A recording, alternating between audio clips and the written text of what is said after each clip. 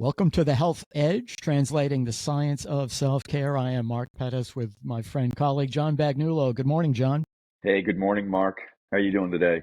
I'm doing great. It's nice to see you as always. We're You too. getting well into the October season, and all the leaves are hitting the ground here in New England, and we, the everyone, of course, in New England loves to talk about foliage and peak and when is it going to peak, and it's kind of like talking about the weather. Yeah. And we've you see these pockets of beautiful color, but I think that just the drought that we've had here regionally over the fall season probably has affected what the trees can produce this year. But it's still beautiful, and those last remnants, it's when you live at the latitude we live at, you tend to kind of wistfully hold on to those last remnants of a sun that's still a little bit higher in the sky, but dropping by the day. Yeah, it's pretty dark here in the morning still. So, Definitely. Well, we have an interesting topic, certainly one that is widely discussed. Anyone who's into nutrition, nutritional science, functional lifestyle medicine, will touch on this topic of coconut oil. And a lot is said that could surely create a more positive narrative for the health benefits of coconut oil. Certainly a persisting and resounding school of thought that as a predominant saturated fat source, and what we know of the connections with respect to total cholesterol and LDL, that it should be avoided at all costs. And hopefully, John, we can bring in a bit more of a neutral perspective on where the science is at, where some of the epidemiology is at. And I'm going to have a comparison that I'll drop in a little bit later with respect to this really important concept that you bring up often, John, of the difference between a real outcome like more heart attacks or less heart attacks, higher mortality or lower mortality, more kidney failure or less kidney failure, as opposed to outcomes that are intermediary outcomes, like your cholesterol goes up or it goes down, and extrapolating hard outcomes from that, which, as we always reflect on, is much more nuanced and tricky when it comes to a personalized approach, where that proposition for one might look a little bit different for another. So that just to kind of set the context, John. yeah, no, I think that's great, Mark. I think that the discussion we're going to have here on coconut oil and, to a broader discussion, maybe saturated fat, I think that's really, I think it's a great example of, are we really putting all our chips in, so to speak, on a biomarker? Or are we going to, try to sort through some of that and look at epidemiological studies, look at rates of consumption of a particular food or macronutrient in populations, look at how that maybe influences disease rates? And what I like to say, and you and I always do this, on most occasions, you take a macro look and then you go micro, right? So you look at macro and look at how is a population maybe being affected by a particular consumption pattern. Then you look at maybe the studies that some of those are just associations, but then the micro is like, okay, what's the mechanism that would explain a particular food or a nutrient causing X, Y, or Z when it's overconsumed or it's missing, you have a deficiency in it. I think, it's an interesting conversation here about coconut oil, not only because you have the persistent, I guess we could call it almost dogma, right? That if it's high in saturated fat or if a food raises cholesterol levels, then, it should be contraindicated with respect to cardiovascular health. And so I think that there's some of that dogma from the 1950s or, kind of the Ansel Keys days, right? And a lot of it's been written about that. But now it's like, I feel like it's almost like the the public consensus on coconut oil did swing away from that, and it was almost vindicated for a few years. And now I feel like it's starting to come back a little bit more towards like the caution area around coconut oil in the diet. And some of this is based again on maybe some newer, more appreciated biomarkers. But again, they're still biomarkers. And I think that's, to your point here, that's the difference, is that what do we have for true outcomes that are affected by coconut oil? And we can do this with any food or any type of macronutrient. Are there outcomes that are changed, or are we just, again, going back to those things that are in circulation that we know tend to show up at the accident, right? Like cholesterol.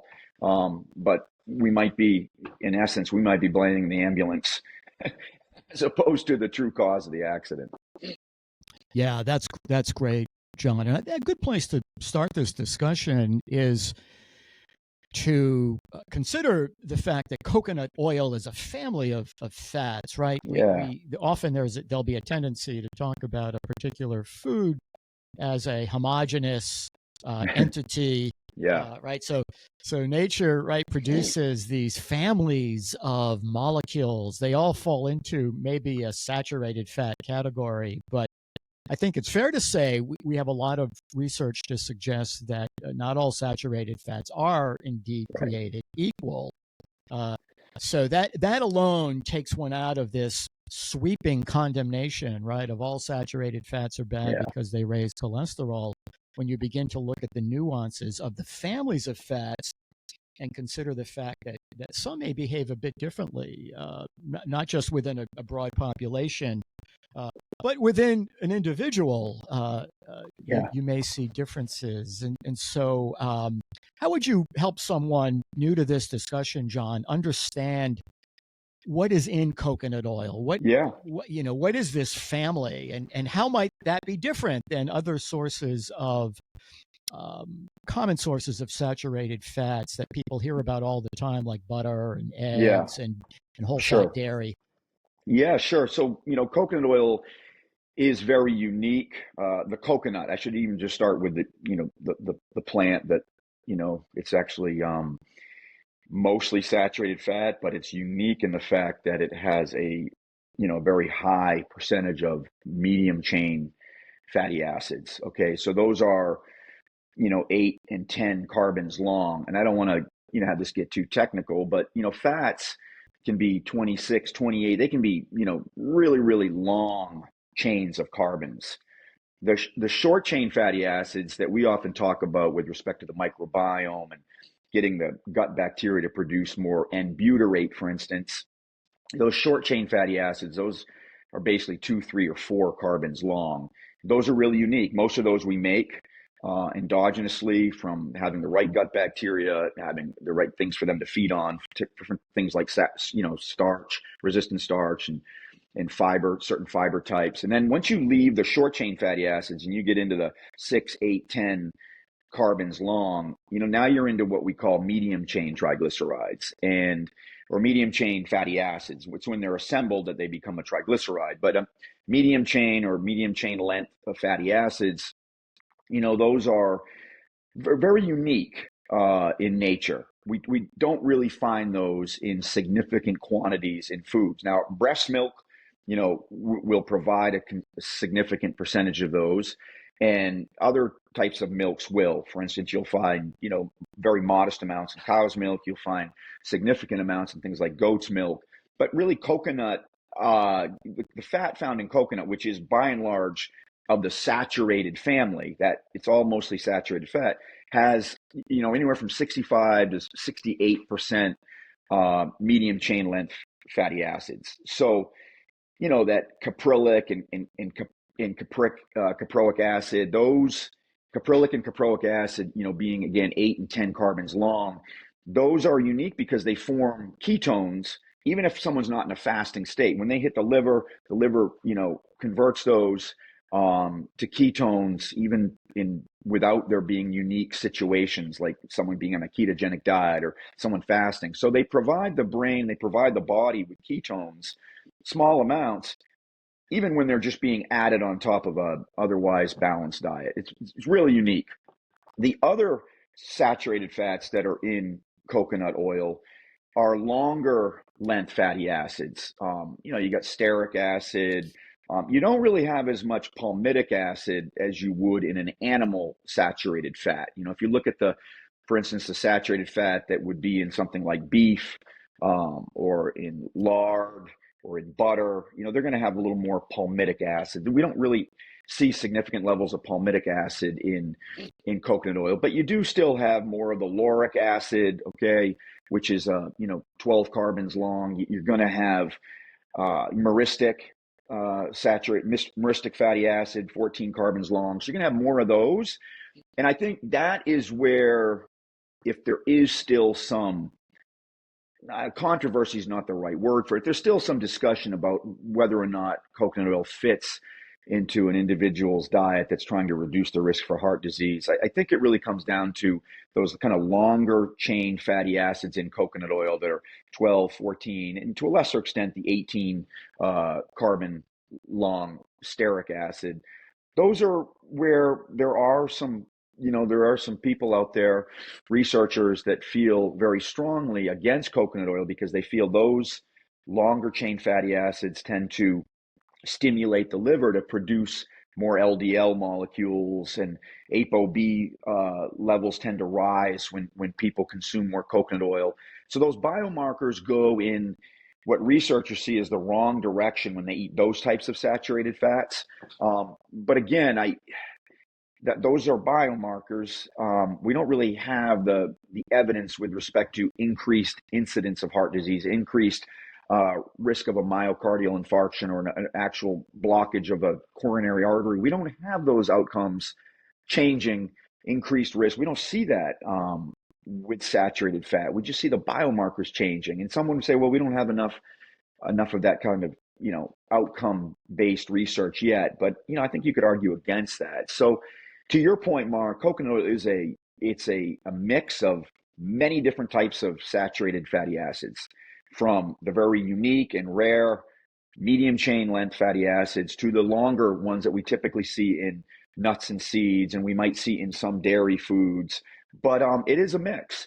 It is a mix. But the good thing about coconut oil, and this would kind of spill over into our conversations about mitochondrial health, is that you could say great things about what those saturated fats do for the health of our mitochondria. Very stable fats, right? So they don't oxidize easily. They don't generate free radicals. They do not promote inflammation because of their, role in, the arachidonic acid cascade, like so many other, oils do, cooking oils do. So I like to describe coconut oil as being, really biologically compatible with our physiology and who we are. But again, it's a tropical oil, and this would be the second part of this conversation we could do on another date. There's an argument for eating tropical oils if you live in a more tropical environment, and I think there's really some validity to that. And this complicates things for those of us that live at northern latitudes where it's 20 below at times in the winter. And the theory here is, we know that plants, and especially fats have a lot of communication with the nucleus of our cells. Fatty acids dock on the surface of the nucleus and really govern things like thermogenesis, and so much of our metabolic activity is influenced by the types of fats we eat.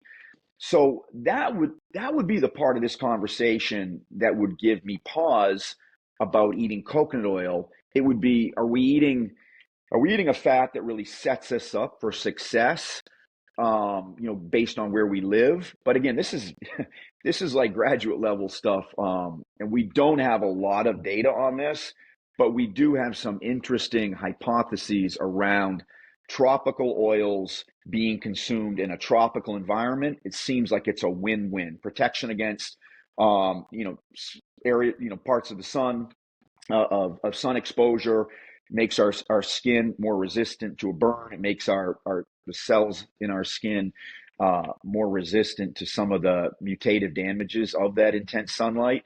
But then if you look at what saturated fats especially the types of saturated fats that would be in coconut oil, what those do, what those call for when they interact with our PPAR, these PPAR, these little receptors on our nucleus, they tend to, promote more of a less of a thermogenic activity in a cell. So it really wouldn't help us out as much if we're living in a really cold environment. So I think that's the area of this conversation that I'm more interested in.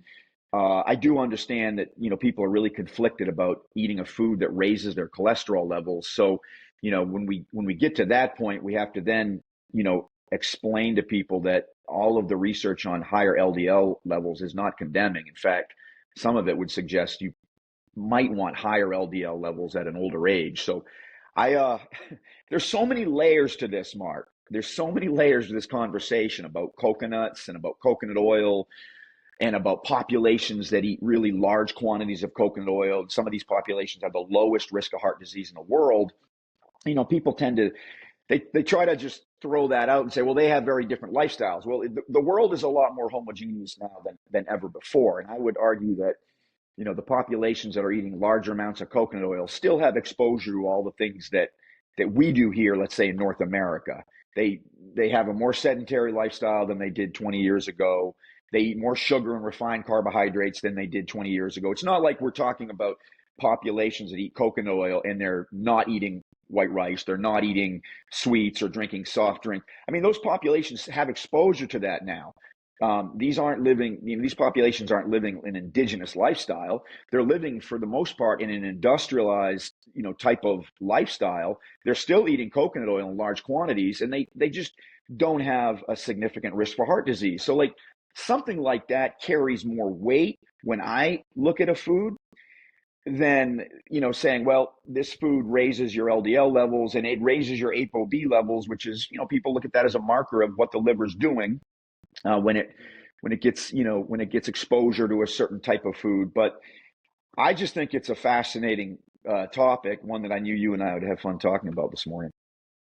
So many fascinating points there, John, and to maybe recapitulate so much of what you touched on.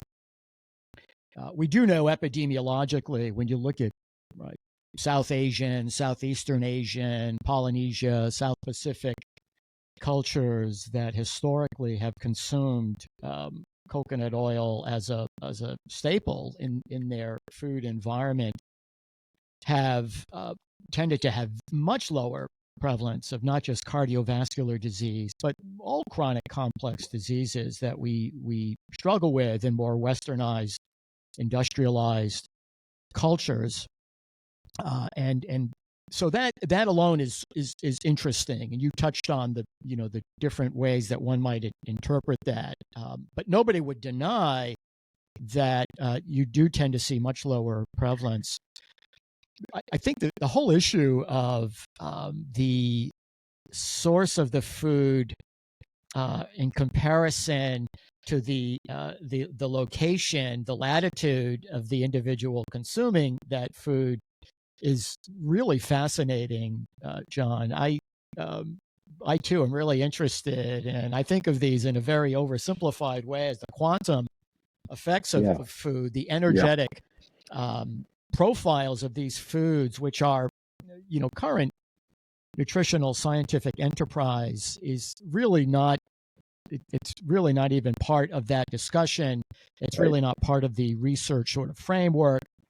How to measure that, how to think about that, how to study that, but it can be said, and I think from my perspective, we're learning a lot through water. Yeah. Just when you thought you knew everything there was to know about H2O, you'll come to realize that the plant, the animal, the human, and at various latitudes, the water in those living substances will have different quantum signatures, energetic quantum signatures. And I think we'll come to realize that, when we talk about the non-nutritive value of food, I think we'll come to realize that a key dimension of non-nutritive value is this sort of light energetic signature, and there may be real advantages of focusing on foods depending on the time of year and the location that are more local and compatible with the electromagnetic sun signature environment that you are in. I love that thinking, John, even though, we still have so much to learn about that. Another really important point that you raise is that there isn't a single study, to my knowledge, that's ever been done randomizing people at risk for heart disease, however you define that, high LDL, high ApoB, diabetic, hypertensive, cardiometabolic risk factors, randomizing them to coconut oil versus a non-coconut oil or a saturated fat-free alternative, and then looking at hard cardiovascular outcomes, MI, myocardial infarction, heart attack, cardiovascular mortality, congestive heart failure. Those studies just haven't been done. So to extrapolate conclusions around increased cardiovascular risk based just on LDL or ApoB, while that may be true in individuals with additional cardiovascular risk factors, that research hasn't been done.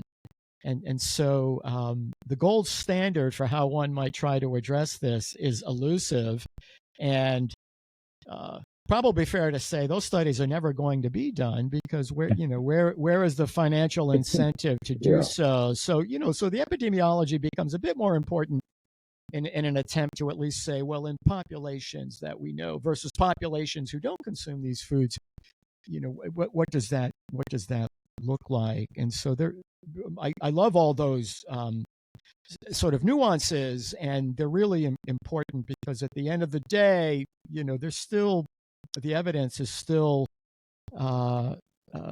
inherently open to various interpretations. This is anything but black and white, as one might otherwise come away thinking, listening to the quote unquote expert who says it's good or who says it's bad, and they're the only thing they're really certain of is the perception of their own knowledge and expertise, right? This illusion of knowledge. So it's humbling when you start getting down. It is.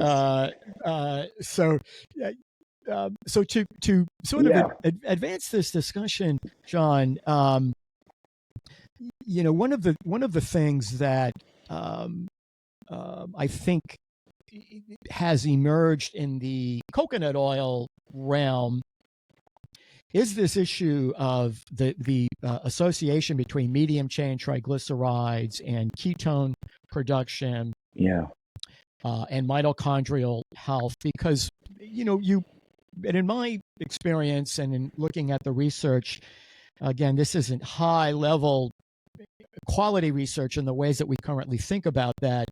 But when you look at individuals maybe confronting cognitive decline, degenerative neurologic disease, that there are a lot of interesting case reports of coconut oil or medium chain triglycerides. And I'll ask you, John, what is the sort of the difference, because sometimes they're used interchangeably and they're not quite the same. But you see more anecdotal reports of maybe improvements, subjective improvements in cognition.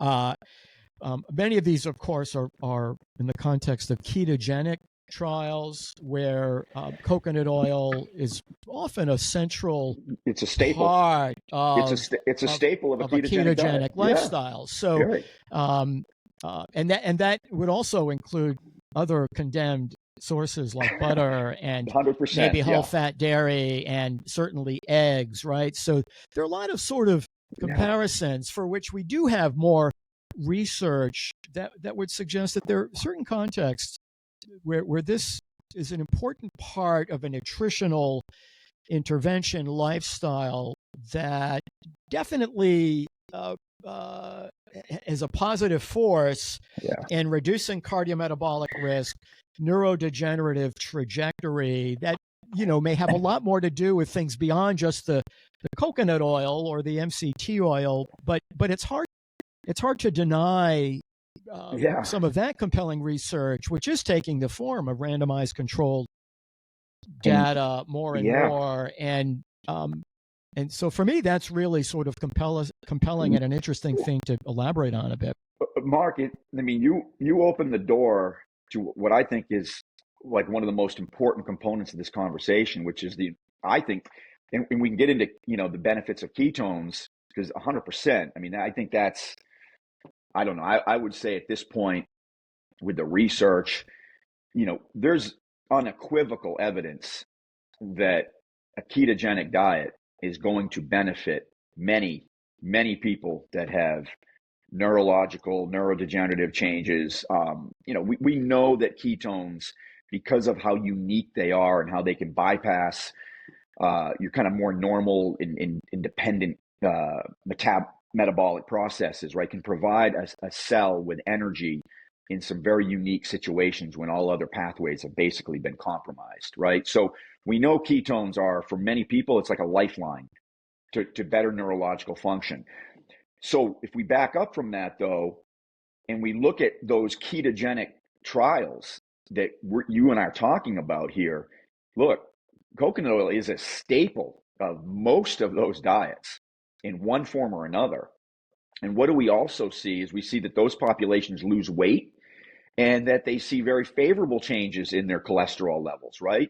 And I don't think, I don't think it's debatable at this point that carbohydrates play a big role in this discussion about any type of fat. If you have some type of, carbohydrate dense diet where insulin levels are being pushed to the physiologically acceptable ceiling, so to speak, for lack of a better description, then I think something that increases LDL production, it's just going to accelerate that. It's going to maybe make that response look worse. And I think that's the case here, is that if you take an individual that maybe has insulin resistance, that is already producing triglycerides at a higher rate, that their liver is really, putting out all these small dense LDL particles, and you throw more coconut oil, or you throw something on top of that that's also going to tend to increase LDL, you're going to get more of those small dense LDLs, not solely because of the coconut oil, but because you already had some insulin resistance and there were too many carbohydrates for the liver to deal with. So I think that, you bringing up what we've observed with ketogenic diets, which again are often 50% of the calories are coming from saturated fat, 50 to 60% of the calories, right? We know that like 75 to 80% of the calories are coming from fat on a ketogenic diet. And usually the majority of those are coming from saturated fat. And we just see very favorable effects on every aspect of metabolism, right? So the metabolic syndrome, your risk for each of those components of metabolic syndrome decreases on a ketogenic diet. So if the saturated fat in coconut oil was the problem on its own, we wouldn't see these kind of wholesale beneficial changes that we do. And yeah, look, the benefits of a ketogenic diet, how much of those can be attributed to the role of ketones as opposed to just restricting carbohydrate intake and really getting more of that metabolism going through the Krebs cycle or aerobic respiration of the cell.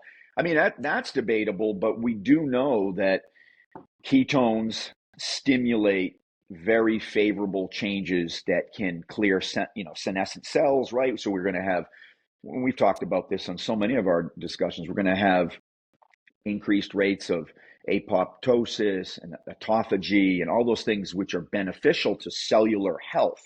Those are ratcheted up with higher levels of circulating ketones, which you get with coconut oil in the medium chain triglycerides that it provides. So yeah, there's just so many layers to this, but to condemn a food that has so many positive downstream effects when it's included.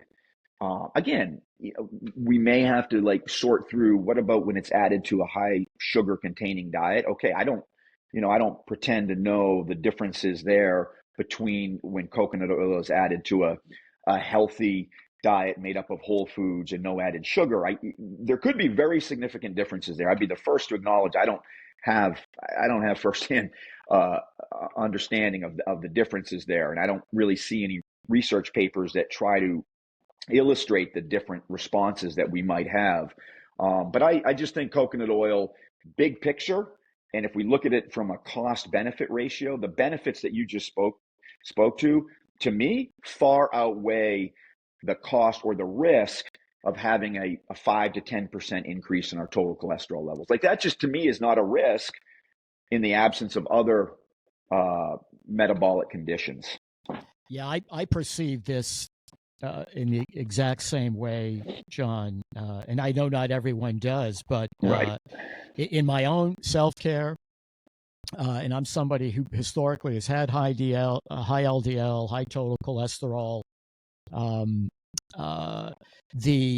think the difference between, for some, not all, but I think the difference between adding more saturated fat, be it coconut oil, MCT oil, and other natural sources that we've talked about, in individuals who are also moderating and restricting carbohydrate, sugar, flour, these carbohydrate-dense, grain-based standard American diet profiles would probably look very different than someone who continues to eat a standard American diet while at the same time introducing more saturated fat. And that data is just, to my knowledge, not there, except when you look at low carb or very low carb ketogenic interventional trials where you are doing that compared to the controls. And even in instances where LDL and total cholesterol or ApoB might go up 5-10%, that's in the context of lowered inflammation as measured by C-reactive protein, lowered insulin levels as measured by a HOMA-IR, lower blood pressures, loss of visceral fat, right? The global benefit, cardiometabolic benefit, would suggest a superior value proposition for this in those examples, and so I really do think it's important to think about these things through that lens. How is this incorporated into a broader, more global lifestyle medicine context? The other thing that comes up for me, John, as I was just thinking about discussing this with you, and this really important concept of comparing an intermediary outcome like LDL or total cholesterol with a hard outcome, heart attack, cardiovascular death, congestive heart failure. A good example of that for me over the last 20 years or so has been in the diabetes research, where glucose is just to some extent not unlike total cholesterol or I know where you're LDL. going with this, You know where I'm going with this, but let me, bear with me because the listener is probably saying, "Where is Pettis going right now?" So what we began to, it was 100% consensus opinion that any strategy whereby one could lower their blood glucose or their A1C as a timed average measure of blood glucose would by definition reduce cardiovascular outcomes. You'd see drops in mortality, cardiovascular mortality. You'd see drops in heart attacks and congestive heart failure.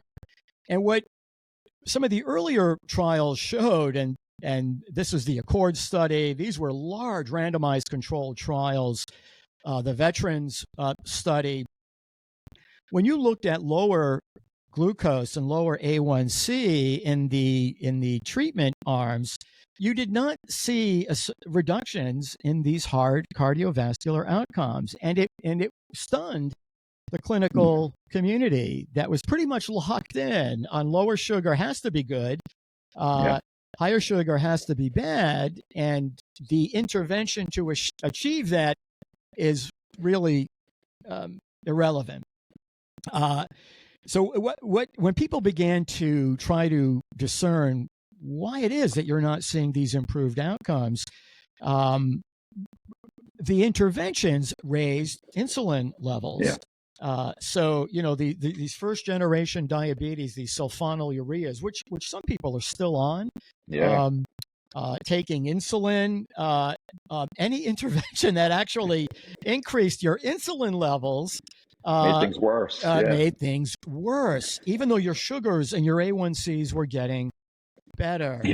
And this really points to, I think, the issue of insulin resistance, right? That's the issue in this example.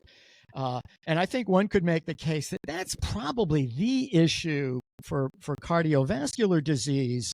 And so if the intervention is raising LDL or total cholesterol, but lowering insulin resistance, in much the same way that if you're treating a type 2 diabetic and your intervention lowers both glucose and insulin, you can expect to see a very different proposition with respect to risk reduction. And I think there are some interesting comparisons in that analogy, John.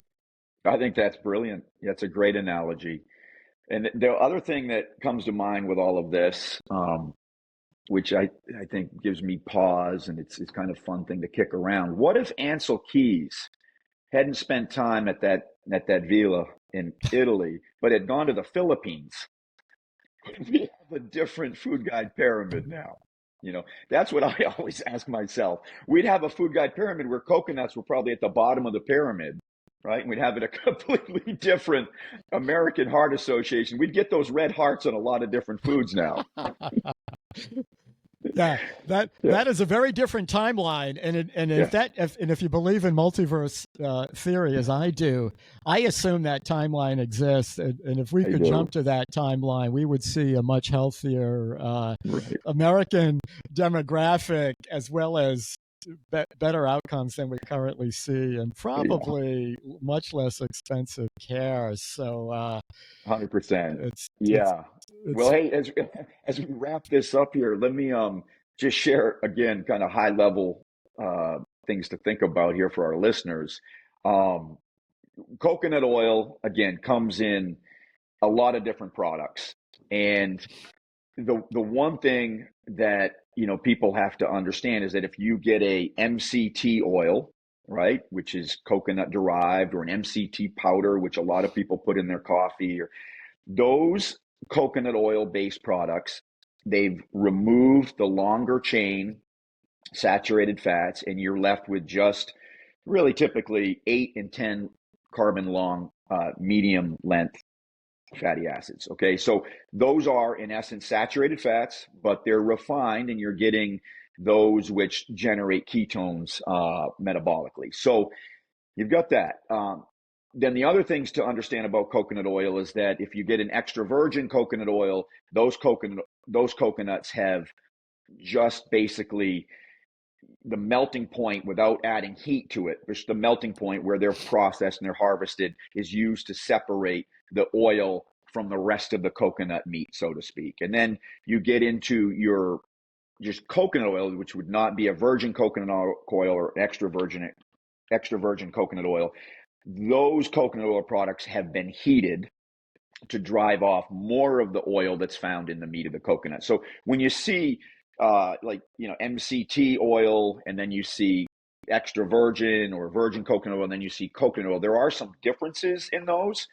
And, I would say that in general, all of those coconut oil products, there's a place for them physiologically in our cells that make a lot more sense than industrial seed oils, which have very high levels of omega-6 fatty acids. Again, linoleic acid is an omega-6 kind of vegetable oil based fatty acid, that we have really limited windows of like physiologically compatible levels in the cell membrane and the mitochondrial membrane. So real high level stuff here is that the types of fats found in all of your different coconut oil products, there's more room for them in our cells and in the phospholipid bilayer and all the aspects of the fatty acid composition of our bodies, right? So that's one thing. They're very resistant to oxidation. So whether you're cooking with coconut oil or you're spending time in a really hot, intense sunlight environment, they're going to help protect. They're going to help protect whatever it is you're cooking. They're going to help protect your cells from the mutative damages of the sun. So they have all of these upsides that really should make us like take pause as to, whether we question the role of them in our diet. And I'd say that, my personal, and I'll leave you and the listeners with this, Mark, to think about. My thing with coconut oil is I do appreciate its value in the summer months. And whenever I go somewhere that's hot and tropical, I've seen, and I've heard this from so many people that I've worked with over the years, that when they use coconut oil more liberally in their diet, that their skin is far less sensitive to the sun and to burning. And I just think that makes so much sense on level. So I try to use more coconut oil in the spring and the summer months. And I use a little more olive oil and a little less coconut oil when we get into the real depths of winter here in New England. So I just think when we look at it in a high level stuff like that, I think that you're going to see the virtues of coconut oil, independent of whether it raises cholesterol levels or not, which I think we should be far less concerned with than some of the potential damages of using another type of fat that's more polyunsaturated, that you have less physiological room for in your body. I just think big picture stuff like that really should help us feel more comfortable about using coconut oil, whether you're using modest quantities or using it more liberally. I mean, I think that's up to the individual, but I just want people to understand that there is room for it in their bodies at a healthy level. That's a great place to close on, John. Really fun discussion. Yeah. And which I love. My dopamine and oxytocin are always higher at the end of our discussions, John, than when we go in. And so great stuff. And I will upload some of the more recent review articles that we've been looking at recently on our website, thehealthedgepodcast.com. And we appreciate people listening to The Health Edge. If this is information of value, please share with your loved ones, your friends. This is all about touching as many people as you can, and we're grateful for the opportunity to be present with you. So, John, until next time, take care, buddy. Thank you, Mark. As always, so appreciate you.